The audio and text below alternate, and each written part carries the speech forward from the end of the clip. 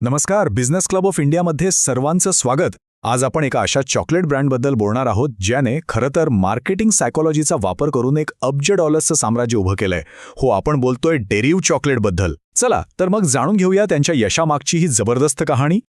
तर चला आपण थेट मुद्द्यावर येऊया आणि पाहूया की या आयकॉनिक ब्रँडने आपल्या ग्राहकांशी इतकं घट्ट नातं कसं जोडलं. डवची गोष्ट कुठल्याशा मोठ्या बोर्डरूममध्ये नाही सुरू झाली. नाही, ती सुरू झाली एका वडिलांच्या भीतीतून आणि क्वालिटीसाठी असलेल्या त्यांच्या वेडातून. गोष्ट आहे 1956 सालची. लिओ स्टेफॅनोस त्यांनी पाहिलं की त्यांचा मुलगा धावत्या ट्रॅफिकमध्ये एका आईस्क्रीम ट्रकच्या मागे धावत सुटलाय. बापरे, तो क्षण त्यांच्या काळजाचा ठोका चुकवून गेला. आणि त्याच क्षणी त्यांच्या डोक्यात एक विचार आला. एक असं चॉकलेट बनवायचं जे इतकं भारी असे की मुलाला परत कधीच कशाच्या मागे धावायची गरजच पडणार नाही. त्यांना फक्त एकच गोष्ट हवी होती, असं काहीतरी बनवायचं जे इतकं चांगलं असेल की मुलाला कधी धावायची गरजच पडू नये. आणि हाच फक्त आणि फक्त क्वालिटीवरचा फोकस डवचा पाया बनला. कोणतीही मोठी जाहिरातबाजी करण्याच्या खूप आधीची ही गोष्ट आहे. आणि गंमत म्हणजे अनेक दशक डव फक्त शिकागोपुरतं एक सिक्रेट होतं. पण म्हणतात ना, क्वालिटी लपून राहत नाही. हळूहळू त्याची प्रसिद्धी वाढली आणि मग मार्स इंकसारख्या मोठ्या कंपनीची नजर त्यावर पडली. त्यांनी या ब्रँडमधली ताकद ओळखली आणि त्याला थेट जागतिक मंचावर आणून ठेवलं. चला तर आता डवच्या स्ट्रॅटेजीचा पहिला आधारस्तंभ बघूया आणि तो म्हणजे किंमत. हो, त्यांनी किंमतीचा वापर फक्त एक आकडा म्हणून नाही तर एक पॉवरफुल ब्रँड सिग्नल म्हणून कसा केला ते पाहूया. आता मार्स कंपनीचेच दुसरे ब्रँड्स बघा. स्निकर्स, M&M's हे कशासाठी आहेत? पटकन एनर्जी मिळवण्यासाठी, मास मार्केटसाठी, कुठेही मिळतात.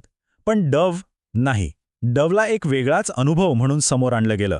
एक शांत, विचारपूर्वक, मोठ्यांसाठीचा अनुभव.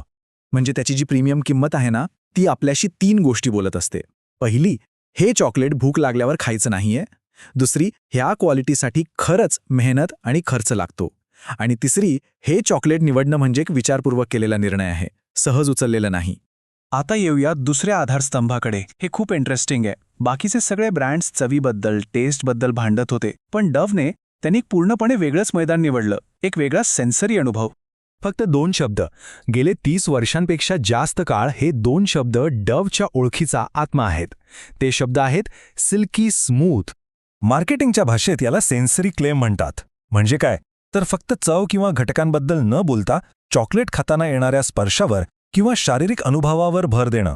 आणि डवने हे कसं केलंय हे खरंच एक मास्टर क्लास आहे. हे सिल्की स्मूथ एकाच वेळी 2 पातळ्यांवर काम करतं. पहिला म्हणजे प्रत्यक्ष पातळीवर. हे खरंच त्या चॉकलेटच्या टेक्स्चरचं वर्णन करतं, जे एका खास प्रक्रियेमुळे मिळतं. ही एक फॅक्ट आहे. आणि दुसरं भावनिक पातळीवर. सिल्की हा शब्द ऐकताच कसं वाटतं? एकदम लक्झुरियस, सॉफ्ट, आरामदायी, बरोबर ना? त्यामुळे खाण्याचा अनुभवच बदलून जातो. आता वळूया तिसऱ्या आणि माझ्या मते सर्वात हुशारीच्या मुद्द्याकडे. डवने पॅकेजिंगच्या एका साध्या तुकड्याला एका जबरदस्त मार्केटिंग टूलमध्ये कसं बदललं ते बघण्यासारखं आहे.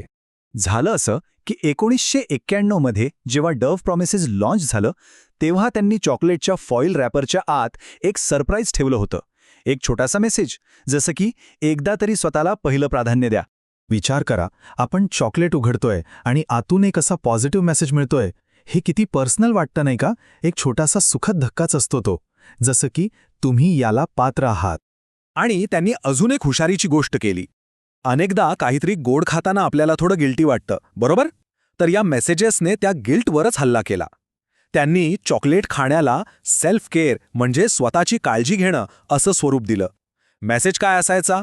तुमच्या आतल्या टीकाकाराला शांत करा. वाह! खरं तर हे छोटेसे मेसेज 3 मोठी मार्केटिंगचे कामं करतात. पहिलं, ते ग्राहकाशी अगदी खाण्याच्या क्षणी संवाद साधतात. दुसरं, इतक्या मोठ्या प्रमाणावर उत्पादन करूनही प्रत्येक ग्राहकाला एक पर्सनल टच देतात. आणि तिसरं, लोक स्वतःहून हे मेसेज सोशल मीडियावर शेअर करायला लागतात. म्हणजे फ्री मार्केटिंग.